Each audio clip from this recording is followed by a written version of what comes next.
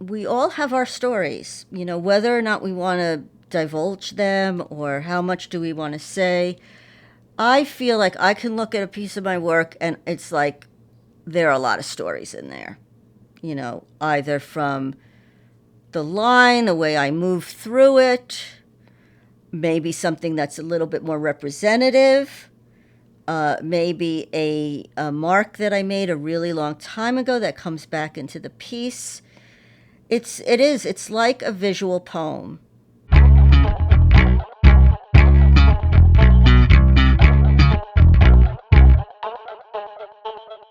I think that my practice is like really being present, looking, quiet, solitude.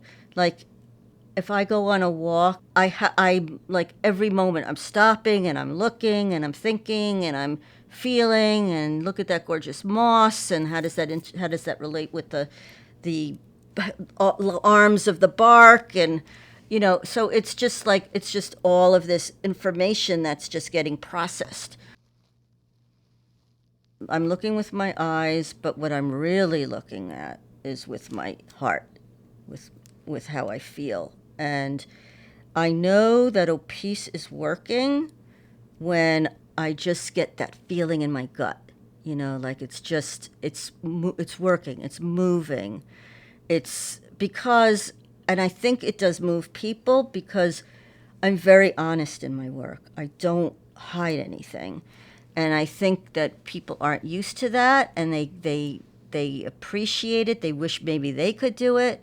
And I think that that's what strikes people about like the honesty, the purity, the innocence of the work. I have absolutely no concept or idea. I go in, I got stuff all around me. I'll sit there, maybe I'll look at a book. Then I'll see something that really works with something else and I'll start tinkering. Never really have an idea of what I'm going to do. Then I'll see like a piece of plastic or I'll see some paper and then I'll start making marks and then I'll make marks on something else and try and transfer those marks onto to this paper and constantly adding information and layering. But I don't have anything set in my mind when I go in there. I really like to just kind of go with the flow and make mistakes and have accidents and not be afraid. It's like when I'm in the studio, it's like, oh, Julia, why did you do that? Never judging, never nothing like that. It's just like, oh, I could use this in this. And it's just really fun. It's fun, it's play, it's interesting.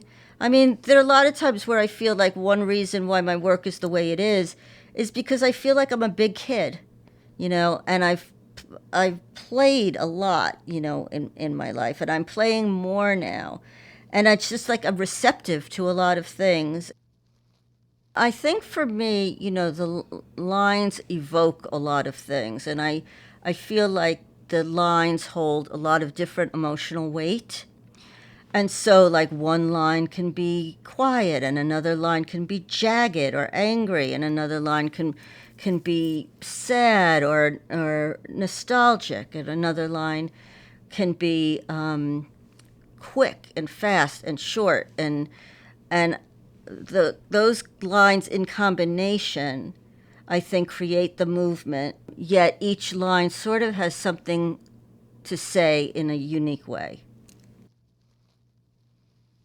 Well, wherever I go, when I'm traveling or whatever, I'm always, if I stay in somebody's room or whatever, I'm always building some sort of nest, some shrine, whatever. I feel like I am my art. I feel like I'm in that with my dress up, with my acting, with my writing, with the visual work, with the objects, the way I cook, the way I do my plants, the way I tell stories with like little objects that you would think have absolutely no relevance in your life. I like to put them together and so that they can tell a story, and they'll tell many different stories depending on who's looking at it. So I do feel like I really, really, really live my art.